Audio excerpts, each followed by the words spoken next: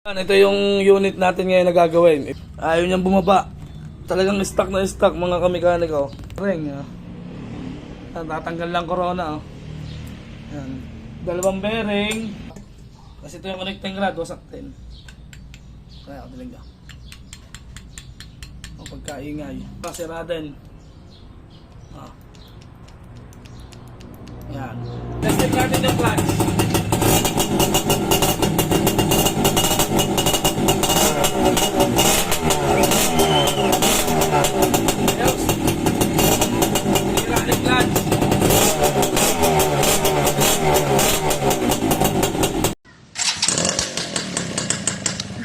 So yan mga kamekaniko, magandang araw ulit sa inyo. Ngayong araw naman mga kamekaniko ay maggagawa tayo ng Suzuki X4. Meron nga palang pumunta din na kahapon at dinala yung X4 niya dahil hindi masipaan mga kamekaniko yung kanyang X4 at tumirik daw sa takbo. Yun nga, umistak siguro na ubusan ng langis o humina yung bomba ng langis o ng tote. Kaya siguro umistak. Ayan, pakita ko sa inyo yung gagawin natin mga kamekaniko. Ito yung unit natin ngayon na gagawin. Ito yung hindi masipaan mga kamekaniko, X4. Laging X4 yung ginagawa natin mga kamekaniko. Yan. Pakita ko sa inyo. Yan. Kahit sakyan ko na mga kamekaniko, ayaw talaga. Ayaw niyang bumaba. Talagang stock na stock mga kamekaniko. Malakas ang pwersa ko dyan. Yan. Ngayon ay ibababa natin yung makina para makita natin kung ano yung naingay, kung ano yung umistak dito sa loob ng makina niya mga kamekaniko. Yan. Yan, muli samahan niyo ako mga kamekaniko at tayo ay magbabaklas na. Let's go!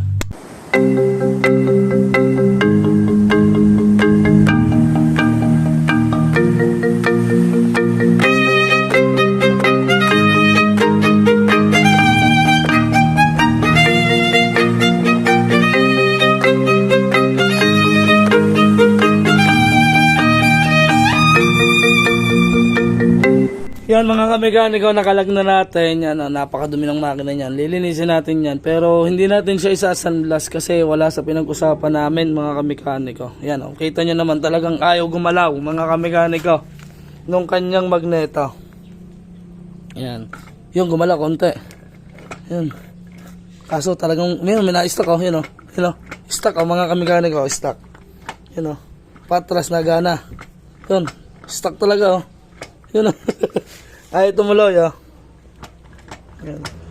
Stock talaga yung makina niya mga kamekaniko. Tsaka tuyong-tuyo Yan ang ingay Yo. So yan, babaklasin na lang natin time-lapse na lang ulit natin para hindi kayo mainip. Kakalag-kalagin na natin. Let's go!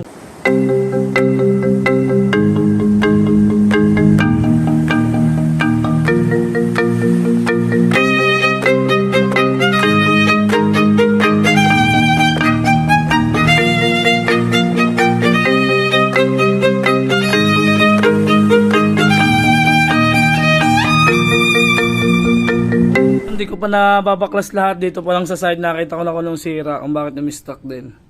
Kung nakikita nyo yung kanyang side bearing, durog. Ito na yung mga debris Yan natatanggal na yung mga debris ng bearing. Nalusag yung bearing mga kamekaniko. Pakita ko sa inyo. Durog ang side bearing kaya pala stuck. Yun, nalaglag na. Yun. Mga bearing nalaglag na. Natuloy lang ulit natin pagtatanggal mga kamekaniko.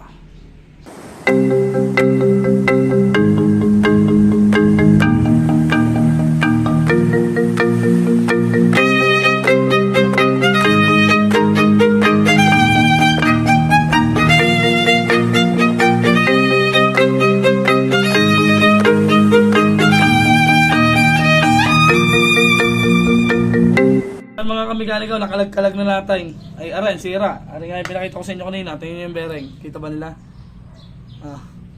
Durog ang bearing. Tatanggal lang corona. Yan. Dalawang bearing.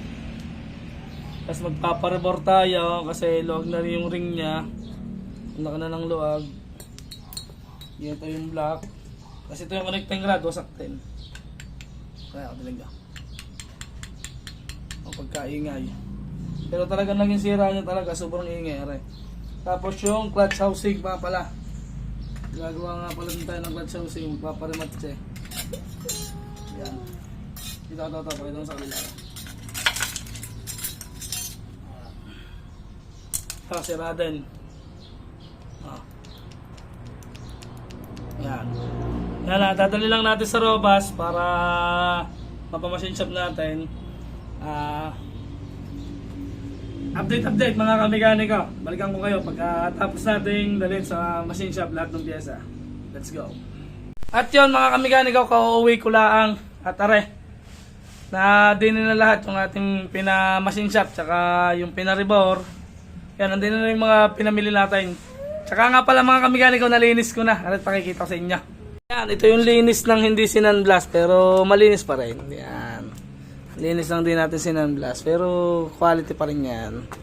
Nalinis na natin mga kamikaniko. Yung crankshell, yan, nabubulol pa tayo. Yan, linis na pati loob niyan. Ito yung sigunyal niya, yung pinapress natin. Bago. Tapos yung mga gearings, yan.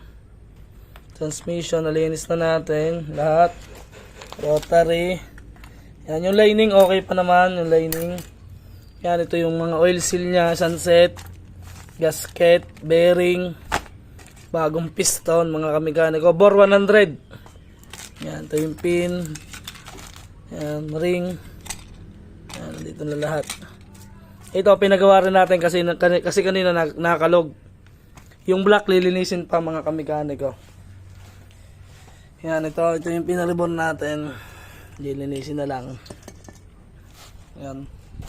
Click tayo dito. Yan, ito na lahat mga kamikaniko. Iwahiwalay na ulit. Yan, magbubuo na tayo. Timelapse na lang natin. Para mabilis. Para madinig nyo agad kung ano magiging andar nito mga kamikaniko. Kung magatahimik ba o hindi. Kasi hindi natin nadinig yung andar kasi nga hindi siya masipaan, di ba? Ayan, ito timelapse na lang natin. Sa mga gusto nga palang manood ng tutorial natin kung paano mag-overhaul, meron naman tayo sa ating YouTube channel. Puntahan nyo na lang. Biray Works. Yan. Ito na lahat.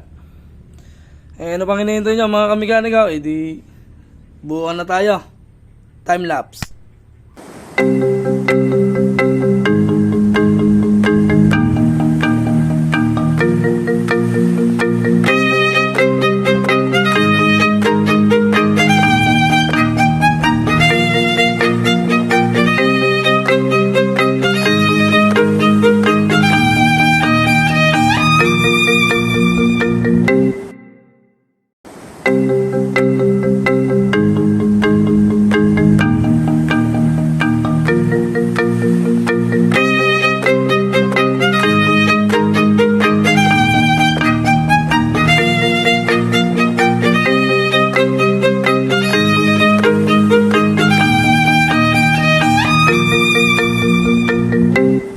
Yan mga kamikaniko, nabuo na natin.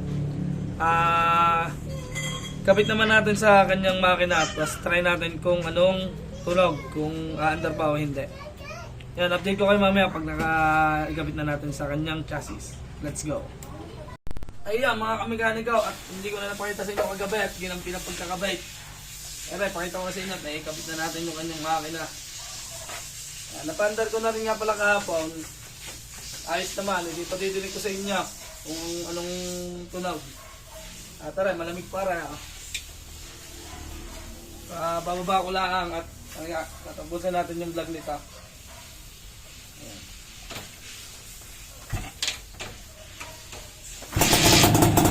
One plate mga kapigaling. Dapat ko sila sa makina.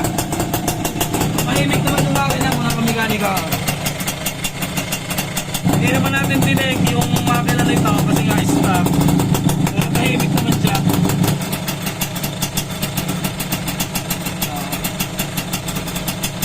Okay na siya mga kamikaniko.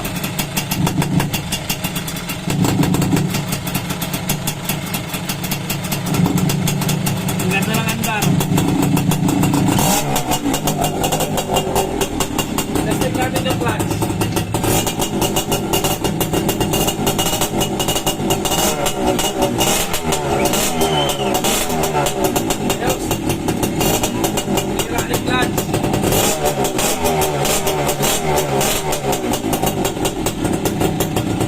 Sadyang-sadyang kausap mga kamekaniko pagka bagong overhaul. Kasi pinareport natin, tapos pinagta natin ang connecting rod. Kaya ginagdan to. Para maalagaan yung kanyang makina.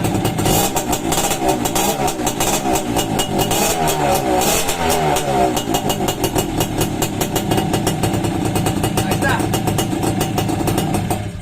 Wala nga pala susiyan kaya din ko pinatay. Wala sa susiyan na eh. Ayan, sa mga yan, para tayo nasa kaulapan. Ayan, sa mga gusto nga palang magpagawa din sa akin, magpa-restore o magpagawa ng motor, PM lang kayo sa akin mga kamekaniko. Salamat sa mga nanood dito sa ating vlog dito sa paggagawa natin ng export. Price reveal inabot ng kulang 7,000 mga kamekaniko. Nasa 6,500 mga kamekaniko yung nagastos. Kasama yung labor. Yan. Kasi nga stock maraming pinaltan. Ayan, sa mga gusto nga ulit magpagawa diyan, di PM na lang ako dito sa ating page. And hanggang dito na lang mga kamekaniko. Peace out.